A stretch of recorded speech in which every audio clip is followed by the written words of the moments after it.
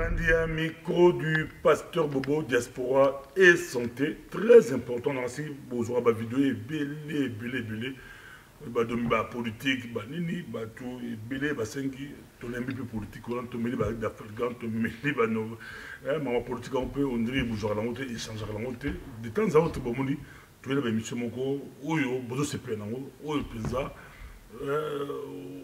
ozala, papa, maman, mon colo, moi là, bisotou, tous qu'on s'est retrouvé des gambo de santé, la biso la poto, et comment makambo, tous la docteur la biso, docteur Mamaï, bozo le laïfor, bozo au CP laïfor, docteur Mamaï, yé a expliqué, yé a tchaka maï dans mon côté, a expliqué la présent, tous on a eu l'autre sur la présent, moté, docteur Mamaï.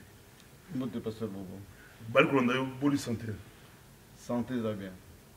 Kakande makamambo kandengo lubaka tomela dafalgan mambo ka mutu pasi ndenge mo benga docteur mama ya lobi à la ndenge mission to sena yo au beta que c'était sur blog abattoir bien la pi penza à la pi y abattoir on ba mo fuyete mais lobi que dès le jour moment que blog abattoir on a tellement mon cher avec 40 € rozo ta là ba ça qui est missoni soit zo baté comment à cause là pour accorder au lait misoni mais la prière bien docteur mama yo ko bani asa de sur une tongo à okio à kimi abattoir pour la santé naé pour bilo kango santé na mabudu mais adene ben au début qu'on lit dans la prière ce qu'on a mis ma qu'on lit bilo qualité il faut son appel à attaquer même moi mon tété parce que bilo ka moins cher zaka toujours suspect parce que tout le monde a pas belge mingi na abattoir té quand ils ont bisu na bandibu na ba polonais na ba roumain bisu na bisu kuna mais mon bébé ya kenda kana coin na eloko moko ya bien et outil pe na poto ba stali contrôle comme ça pour mais ils ont coûté qu'à moins cher mais il faut que tu aies prix ce que tu prix mais alors changer de régime soit au commis végétarien soit au commis couleur biloko dans la Congo ba mbizo bon là-bas on a bana biso peut-être ba nga biso te ba bon nango bozolia ba insecte bana pe balinga ka biloko abattoir te à part peut-être ba aspirant balinga bana balinga aspirant mingi mais bon ba biloko na je pense que ça ngana mona kango suspect en fait ça c'est vraiment mon point de vue personnel la mona kango suspect ndenge nini au monde par exemple siko bazolo la abattoir mo za na côté ya Anvers babilo ko zo takuna eza bien te kuti ba komi ko éviter parce que babilo comme donc contrôle les akapenza makati te donc avec 20 € penza ba papier ta la makoso sac makoso yo to la voiture c'est pile le but to lia présent zoga santé ezama bien eza diaspora et santé bana diaspora surtout ba congolais to là beaucoup à Londres beaucoup France beaucoup Allemagne beaucoup partout chaque samedi vendredi na abattoir la bisoir même docteur alabi ke tokeba biloko la mindele ko bakota monte mindele ko mona monte kaka biso na ba na mindele oyo neti mindele oyo oui justement donc yango na surtout que na insister mingi ndenge ya omoni biso tozo ya wa au sali quelques mbula ozuba kilo 10 mabume bandi ko vimba yo kanisi ko za santé mais za santé te eza accès à quoi yo conduire biso na biloko belé donc ya wana le but faut to évitaka parce que ba mindele pese ko moni ke to zo éviter ngo ba ko se poser ba question ba côté ordre na ba côté abattoir tout ça na yo diaspora et santé ba AVC ba maladie ba sukali mafuta ba cholestérol biloko mingi tout ça ko dire surtout ma papu docteur abi surtout ma papu ce il y a un peu ma b makasi docteur mais tout ça on est de l'autre docteur au globalini pour na dilo au globalini baza kolanda yo pour na dilo likambo ya mutaki Afrique tout na mi bakini okekini bozo ngaboye malaria la ndio ba msutu ngala bi avuke de kin ba obenga yo un médecin bingu ya bisuki non so ke kin ke bala ba misuli ya Jakarta ba so ba kamunde de soke ba Jakarta ya balabala kusimba na te pendant un temps na poto mo perception bato na kin pe mo perception bilo balabala c'est compliqué malaria est compliqué parce que batmoso auta poto auti kina zongi à côté comment balobi bandoki balé la Kinshasa bandoki ya kin balandi la poto nous avons malaria na plus malaria awa da auti ko loka micro de datika datika le docteur au micro di kama malaria ou bana poto to que dans la mingi la Kinshasa so zongi o bandoki balé ko na plus malo. Merci pasteur Bobo. Boyebi de l'autre kolobela bandeko bozolanda to kolobela makamba malaria. Malaria est une maladie moko très compliquée, très compliquée. Pour l'histoire, vous voyez bien que c'est maladie moko, ils ont répandu na sika nyonso moye bimaka.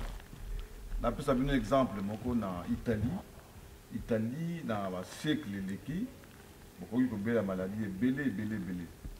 Car mutu moko comme na ye Mussolini, oya bundaka betumana Hitler. Il y a une malaria et comme Koboma en Italie. Si vous avez une étude, vous avez une solution vraiment drastique. Vous avez Mussolini. Malaria en Italie, ils ont un territoire moko, ils ont un marais. Net bomona kalamu, net bomona kamaya anjili tout ça. Il y a le bon, c'est bien. À Zukaka armée, Kundoli. Territoire wana au moins 60 km. Kundoli yango, Timabele, Mare wana nyonso ilimo. Et du coup aussi malaria na Italie ici là. Donc malaria c'est maladie moko et utaka na auto bengi moustique. Moustique wana auto bengi nzinzi. Donc ngungi pardon, ngungi wana moni azane kundoki. Na moi yabimakate kaka nde soki bato bakelala ye pe abimi. Alors soki abimi soki pe azoswa yo mbala mosusu oyoki te. Mais très souvent atiaka neti ka mwa anesthésie esika azotia tonga na ye et puis ameli makila soki atondi à ce moment là omona esali yo pasi oyo ya kolamuka boye eza déjà trop tard ye sinde apesaki yo ndoki na ye apesaki yo malade na yo.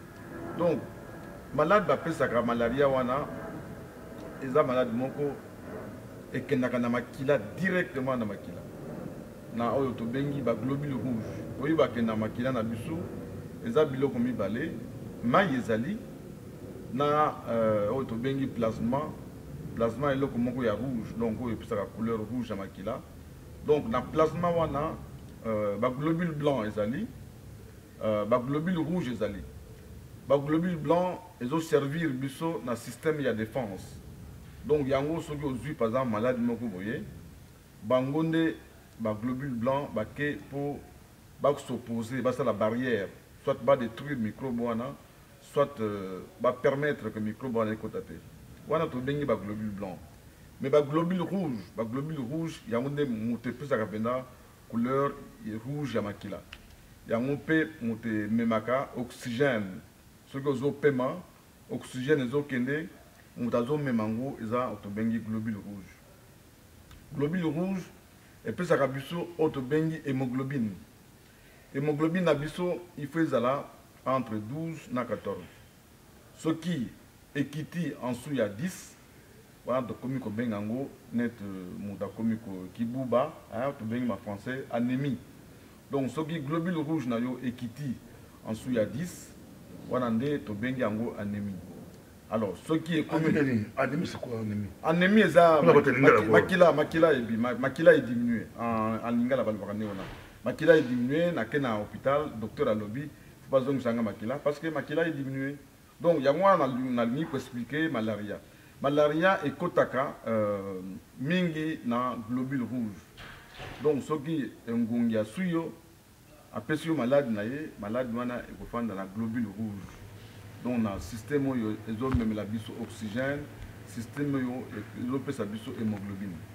Donc soki hémoglobine na insiste mingi soki hémoglobine ekiti na se ya 10 wana tobengi yango ya anémie.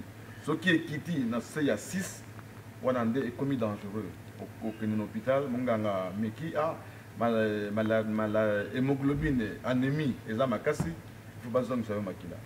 Donc malade ngungi apesaka biso parce que ngungi wana soki apesi yo malade malaria wana ebanda kolia baglobule rouge na yo omona baglobule rouge ebandi kopasuka pamba alors à ce moment là okomona mbala mosusu soki oke suba omona masuba na yo ezobima rouge mbala mosusu soki otali na miso omona miso na yo ekomi mwa pembe otobengi pâle miso na yo ekomi pâle parce que hémoglobine ebandi kokita omoni toyaki bana mike okende na bamunganga atali yo miso boye alobi yo makila ediminue donc kaka na couleur ya miso munganga kokoloba na yo ke voilà makila na yo ediminue maintenant mpo toyeba ediminue na combien wana il faut batia na laboratoire okende na laboratoire badose hémoglobine na yo voilà hémoglobine eza 12 wana nde eza bien soki eza en dessous na se ya 10 wana nde eza mabe soki eza na se ya 6 wana munganga koloba na yo non voilà faut tozongisa yo makila alors ndenge nasala un peu marche arrière bangungi bapesaka biso deux sortes ya malaria eza 4 espèces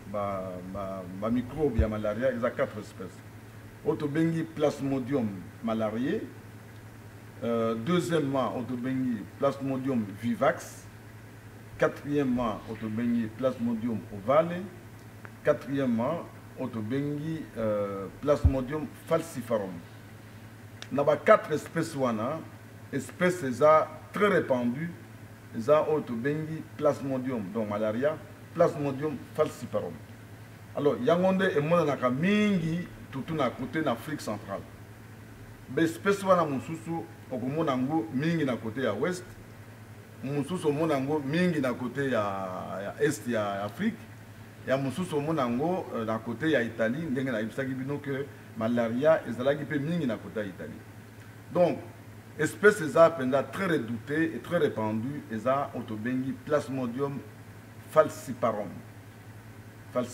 donc yango nde moto epesaka badega mingi na baglobule rouge na biso alors tina na pesi émission oyo mpona malaria parce que nayebi ke bato mingi ndenge pasteur alobaki omoni ake Kinshasa azwi baprécaution te eda kozonga mutu pasi température akende na hôpital boye basali yo oyo tobengi goût d'épaisse ezali bakotia yo kamwa nzube moke na musabi babimisi makila bazwi goutte moko e na goutte wana basali baexamen mpo bayeba soki malaria ezali soki eza te alors na goutte d'épaisse wana soki bamoni malaria bakoquantifie quantité ya makila omona quantité ya malaria na kati ya nzoto na yo bakoloba na yo non eza croix moko eza kuluzu moko bakoloba na yo eza 3 croix bakoloba na yo soki eza 3 croix ou bien 4 croix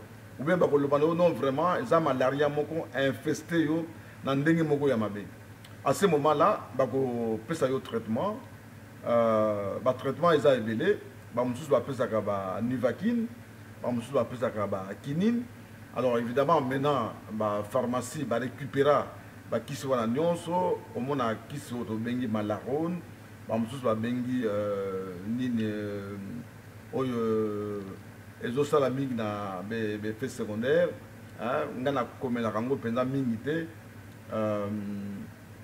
eza à base ya nivaquine puis ekoki mpe kopesa bacomplication mingi na niveau ya miso omona mosusu nga moko nakesala examen mpona miso mpona naza komona bien te munganga atuni nga soki nakobela malaria mingi na bomwana nga alobi oui c'est vrai mais namelaki mpe nivaquine mingi donc nivaquine soki omeli yango il faut yeba que ekotraite malaria seulement te mais eza mpe na baconséquence mingi omona eke kofanda na côté ya miso alors ero bandokola ekomi koatake miso omona oyo nazomona bien te à ce moment là aucun hôpital balobi non tozomona badépôt ya chloroquine oyo omelaka peut-être il y a 40 ans il y a 30 ans ah bon docteur ouais eza kaka na kati ya miso donc eyabima miso na yo docteur Akolobano, voilà, moyen de ça autrement, ils ont dû n'abaki somelaki et rozaki moi namoke ou bien et rozaki kopola. Donc il faut ça l'attention n'abaki sur tout là. Donc vaut mieux ceux qui ont qui sa malaria, au talipé fait secondaire nango, ceux qui ont bien au médecin, ceux qui ont bien mais évidemment en communauté parce que aujourd'hui par l'élo par exemple, bah qui c'est ça la marque en Afrique pendate, bah qui sa malaria mingi et utaka awana poto. Alors, bango va miner comme bakipaka, malaria est concerné bangote, donc côté effet secondaire bakipango pendate. Donc bakotia quand dengwana yo moko poni, ceux qui ezaki moko ya bien, ceux qui ezaki moko ya mal. Donc actuellement donc bakisi nyonso ya malaria, ezalaka toujours na effet secondaire. Ezala ma nivaquine, ezala quinine coûte dans le bateau parce que ezaki moko ba pesa kango penza en cas de malaria moko ya grave. Mais ça qui se mon côté pour lui comme l'andengo lingi. Donc il faut nganga à examiner yo, à la peine à côté à mon thème, ceux qui montent mais bien parce que ça qui se mon go et puis ça fait la palpitation à côté à mon thème. Donc avant on met la quinine, il faut vraiment que tuna munganga à yebisa yo ceux qui au kobi comme la quinine ou bien au kobi comme la tête. Alors ceux qui n'ont l'obéli ma malaria parce que malaria et puis ça a des conséquences mines. Conséquence à l'iboso penza ezali oyo to bengi neuropaludisme donc neurologie donc paludisme malaria et atteindre le cerveau na yo et kogi ko peso ba signe épilepsie par exemple malade andeke kogi ko peso malade andeke ezadu na donc malaria et que fanda na cerveau et kogi ko pesa yo to bengi maladie andeke. Malaria et qu'occupé qu'on ça autobengi coma donc ça lui tellement mingi que na écouté na cerveau conséquence nango et puis sur autobengi coma donc coma ezali étant moko ya pongi hein ozoye baté au communauté zoba alors à ce moment là il faudra par exemple la dialyse pour balongo la malaria ça dit malaria et comme mingi dans auto et comme surtout na côté ya mutu. Donc, one des premières conséquences de la malaria, ils sont très dangereux, autobengi neuropaludisme. Deuxième conséquence de la malaria, nous avons que malaria, ils ont un globule rouge, donc malaria, et peut directement autobengi anémie. Au moment où makile bandi ko diminuer, ce qui est en dessous de 6, on a aucun hôpital, non, il faut pas sayo makila. Troisième conséquence, il y a malaria. Ezali makama barin malaria koki ko bloquer barin ezaki ndokité hein au moni ndenge makila ezokende barin et que malaria ezapena kati ya globule rouge ezana makila donc makila ezole canarin malaria ekoki ko bloquer barin facilement et ça conséquence moko très dangereuse wana solution nango il faut passer à la dialyse mokolo mususu nakendaki na Namibie n'a que visité autobengi réanimation na bango donc bazana équipe moko et ça là seulement dialyse ya bateau va beli malaria donc malaria ils amènent na Namibie que comment vraiment net eloko moko ya pamba quoi au beli malaria ba kotala boye ba rien na yo za bloqué ba ko non moi to peso ba qui c'est seulement exaté. Il faut passer la dialyse. Donc, il faut passer la dialyse, autobengi rein artificiel. Et puis, après quelques jours, on a malaria, dans le niveau rein et sili, le rein a fonctionner facilement. Donc, on a insisté pour des complications. Complications du bosso, il y a cerveau, autobengi neuropaludisme. Complications du bosso, il y a anémie, donc, pour diminuer makila. Complications à misato, il y a insuffisance rénale. Donc, trois complications, ils allaient vraiment yakobanga parce que ce qui est traitement au reçoit et cause la facilité parce que d'ailleurs ce que na mboka na biso bala mususu ko sali insuffisance rénale ko le banayo oh non il faut pas que na poto mais tant babdima bolongwa Kinshasa beaucoup na ba poto bena Inde mususu ba complication mususu liwa pe kogi koya. Donc c'est comme ça qu'il faut que vous ayez précaution. Alors, biso ba to fandi minga wana poto. Hein? Par exemple, il faut distinguer deux catégories. Les ana ba to fanda na Kinshasa, ba qui déjà na malaria na bomwana, donc ba forma ba anticorps na malaria ezali. Alors, ba anticorps wana il peut permettre bango que ceux qui par exemple a passé période moko sans que bangungi ba soyé, mais ba anticorps wana ezali kaka. Donc jour ba akuzonga na Kinshasa, bangungi basuye bantikor na ye ekolamuka.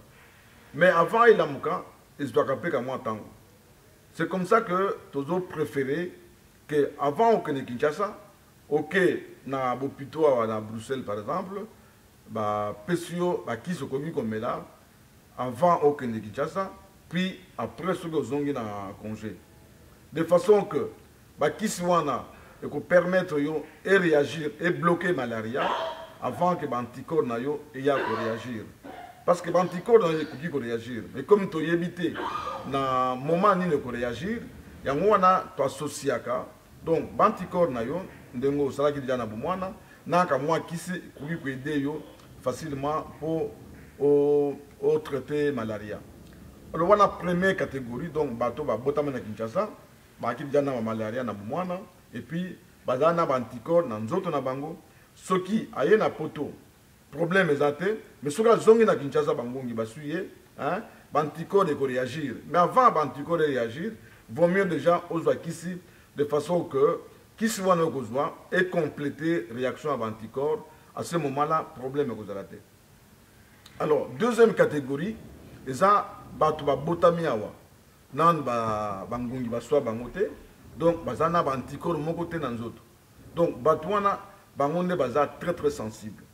Parce que sur la Kinshasa, par exemple, nana sala ba anticorps contre malaria, ceux qui bangongi va suivre malaria et kogi ko sala vraiment avec beaucoup de dangerosité, de façon que et kogi ko plus à coûte ba complication, parce qu'il y a dans ba anticorps hein, donc réaction et vous allez vraiment très makasi. De façon que malaria kogi koza na côté ya cerveau et kogi koza na côté barin et kogi koza la peine à côté ya makila. Donc yango wana soki olingo kene Kinshasa, il faut oyebisa munganga ke voilà ngana koli na Kinshasa, hein, si déjà na sala malaria, munganga comprendre que oui, aux sûrement na anticorps ya malaria, oyo sala ki ya 20 ans, il y a 30 ans, anticorps wana ezali toujours na circulation. Et beaucoup faté. Car on est ceux qui ma malaria ngungi suyo à ce moment-là, ba anticorps na yo et la muki pour et contrecarrer malaria wana. Alors ceux qui au botamiawa dans le Kenya Kinshasa donc on a anticorps aux amutu très vulnérable comme on dit dans la médecine. Donc très vulnérable. Donc yo pendant mutu ba sengeli ba bazwa ba pesa yo ba kisi ya komela avant au Kenya Kinshasa ou bien avant au Kenya en Afrique.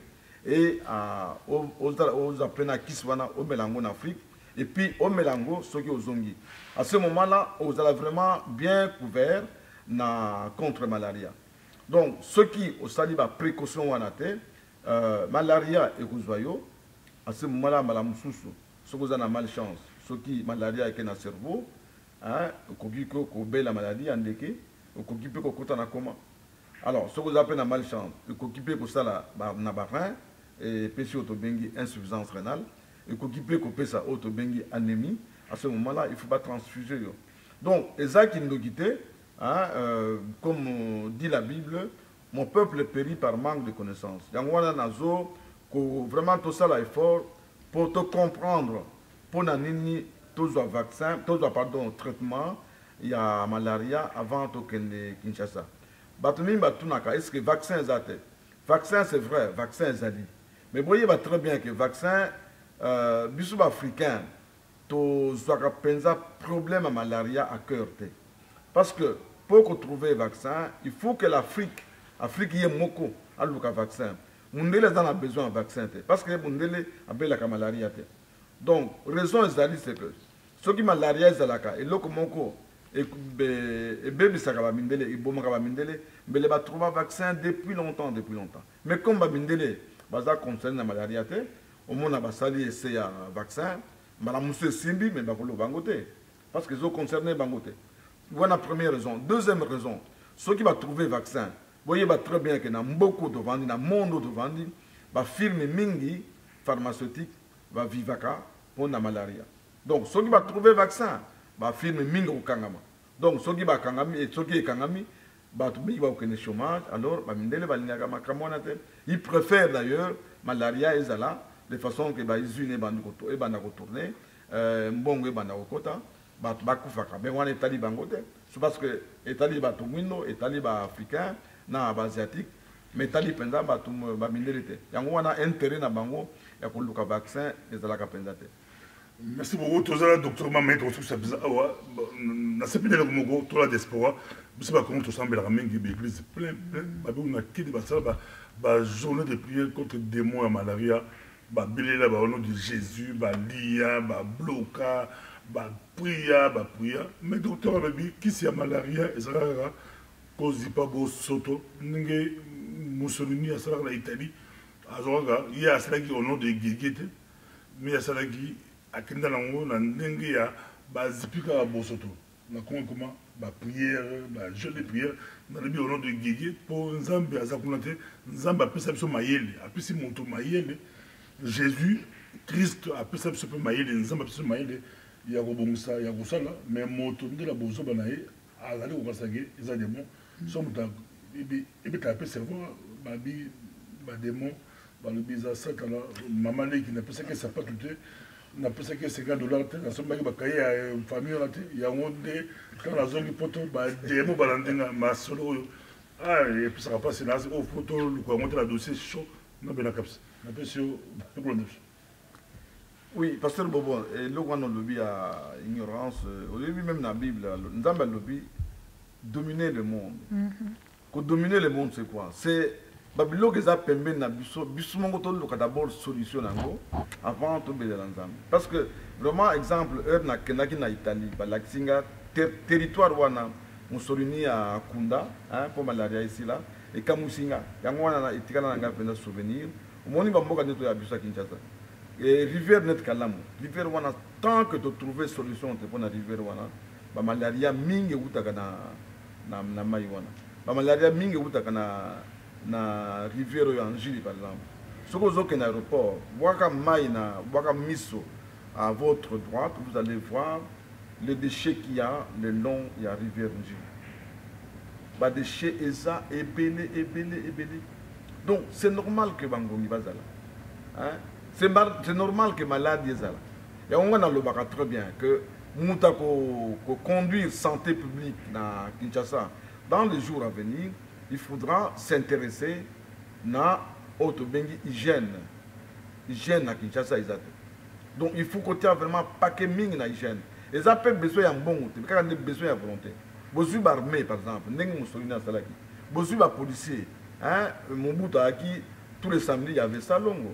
Donc si on pouvait faire ça, je pense qu'il y a moyen de sécher ma marée non dans Kinshasa et de façon que ma moustique est diminuée.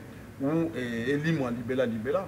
Je me souviens à l'époque où Kwebe Kimpele, Azaki journaliste, Bazako Sala campagne contre la moustique. Oh, les lots bon ma moustique. Alors, au lieu qu'on a 13 heures, Kwebe Kimpele a le but, l'État congolais a engagé la guerre contre les moustiques. Ils en ont tué au moins 300 000. Mais 300 000 moustiques, ça ne représente rien par rapport. Ça ne représente rien du tout. C'est même pas une commune. Au moins, la commune n'est pas Kalamouana. La commune n'est pas Barumbu, la commune n'est pas Bandal par exemple. Il y a toujours Maïzali, à gauche et à droite, surtout Bandalungwa. Pour que les Kintambo, Maïzali, pour que les Nabungu, Nangiringiri, Maïzali. Donc, les communes Moko, ils sont cernées par des moustiques. Et c'est normal. À tabo, type insecticide, je pense que l'insecticide doit diminuer les moustiques, mais il faut et comment on appelle danger pour la santé à Batou, Babilo Kwango, c'est la question que un docteur, même Maï, Boyoki, malaria, ou qu'on a kin, avant que l'équipe soit précaution, avant que l'avion, ou l'équipe bon aller Kilemba, ou que l'équipe, ou Sabakata, oui, ça malade, mais avant que l'équipe soit précaution, le cas Monganga. Si on pose un Pékin, il ne faut pas contrôler. Il ne faut pas contrôler. Si on pose un Kinshasa, vaut mieux avoir. Soins médicaux à Pamba, hôpital à Pamba. Quel est l'hôpital? Bas ça la prise de sang. Attends bien. Oui, attends bien. Oui, par exemple, dans le cas, il y a l'artère autobingi aorte. Les amis à Wanatol. Les artères moko. Kugi kostala autobingi rupture. Kugi kopanzana. Et quand on a parce que cholestérol, cholestérol. Cholestérol, il y a artère, il y a artère. Cholestérol, papa. Et ça m'a foutu. Et où tu as un cholestérol? Et où tu as un cholestérol? Oui, Kakakolia, pasteur. Kakakolia, il y a un héréditaire. On veut la mouké, mais ça a cholestérol. Donc, il faut tout contrôler. Oui, il faut tout contrôler, papa. Il faut tout contrôler. Il faut tout contrôler. Il y a n'importe quoi. Non, pas n'importe quoi, non, pas n'importe quoi. Et puis, papa, mon hôpital à tous les points de la rue, quel est l'hôpital va ça contrôler le cholestérol? Et ça ne prend même pas 20 minutes. Et ça ne coûte même pas cher. C'est pratiquement gratuit. Kaka biloko toliaka mafuta oyo ozwi mabit mafuta ya mbila ozwi mafuta ya huile d'olive ozwi mafuta ya nini on a mapondu kasi na mapondu olia mapa mateka oui tout à fait donc tout ça il faut te contrôler mayonnaise il faut te contrôler papa il faut te contrôler ma papou à ce soir ouais il faut te contrôler tout il faut te contrôler vraiment voilà il faut n'habiller ça parce que avant batwala kolia biloko moko ya naturel hein omona ngombe na mboka akoli ayibi kutu kolia nani ba alega matiti kaka matiti kaka matiti ngombe kitoko yango ngombe kitoko yona mais wana poso mango eza cher hein songo lingoli yango il faut que ne kichasa mais legi ba para ba somi tababi no bozo de matiti kasi bolé la bonne oui tout à fait c'est bangombe mboka il y a kaka matiti et biloko mususu te ba farine oh je ne sais pas moi quoi ba yibi yango te donc mais awa ngombe a au moins tala misuni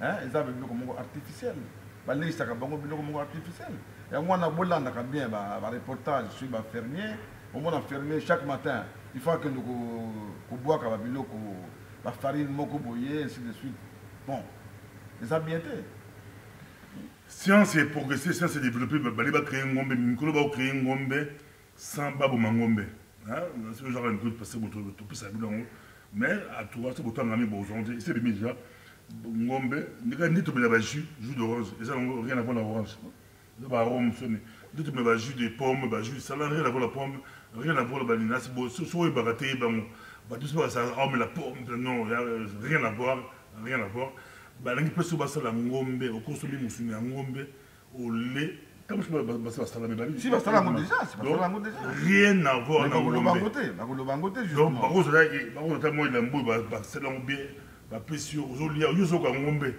goût à ngombe mais rien à voir la ngombe docteur santé bon ba commettre nzala mais bon santé mais santé na biso par santé na biso ça dirigé par Otobengi ba les multinationales hein tala ba jus tozomela ba jus ezouta bipai na bipai tous ces amis Otobengi ba multinationales kaka pona mbongo bango ba kipaka santé te bango l'essentiel que ba mettre au point et là qu'on a bango ils ont tambola c'est tout le reste là c'est pas leur problème donc on est allé ba makama l'état hein y a moi no moni par exemple n'a pas ce exemple hein ba produit de beauté au biso pakula hein ba si ba pakula ka o choco tout ça mais ba produit wana structure la ka pays moko sérieux mais les ba interdisant parce que ah oui oh docteur non je pense que prochainement il faudra non produit oui on a produit de beauté papa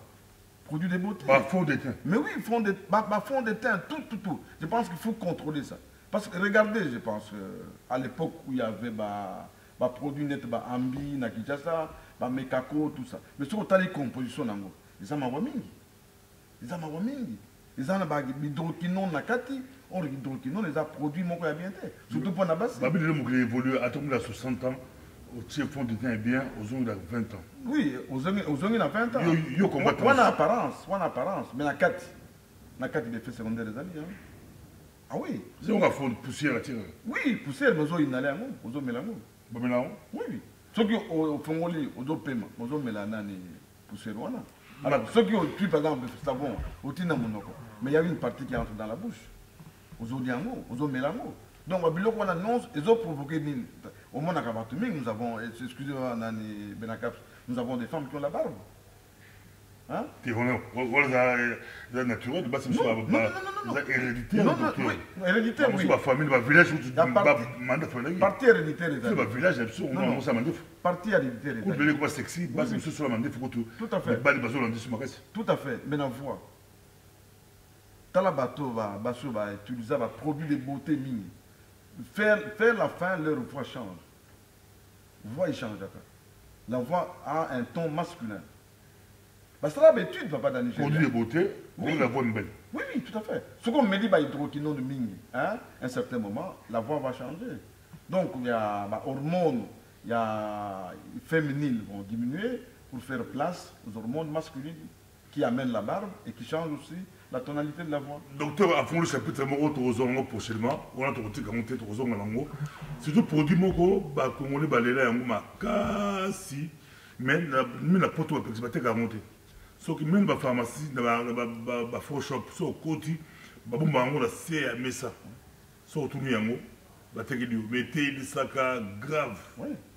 Hein, comme on dit qui m'a comme on et teli ça, là sur la technique, bah oui, bah comme on et teli sacs grave. Ça moi, j'ai un bon jaune, mon jaune. Et teli ça, il y a grave, mais bah tiens même loi, bah où t'as Afrique. Oui, mais justement, et où t'as Nigeria? Oui, tout à fait. Oui. Les pays champions. C'est pour la santé publique. Et sont comme la Pembe. Tout à fait. Pembe, président. Pembe, pays jaune. C'est à nous, justement. Pas pasteur. Ton succès, on a plus de micro, oui, oui. Ok, Bandeko Balandi, toi qui n'as pas malaria, donc tout ça l'attention sur le token en Afrique. Afrique, ils ont regardé le Congo Pambaté, beaucoup net Côte d'Ivoire, net Kenya, net Tanzanie, malaria il faut que ça très très attention. Soit qui s'inayo, ceux qui ont beau en Afrique, ils ont déjà un anticorps naturel, ils ont un système et reconnaître ceux qui ont dans Congo.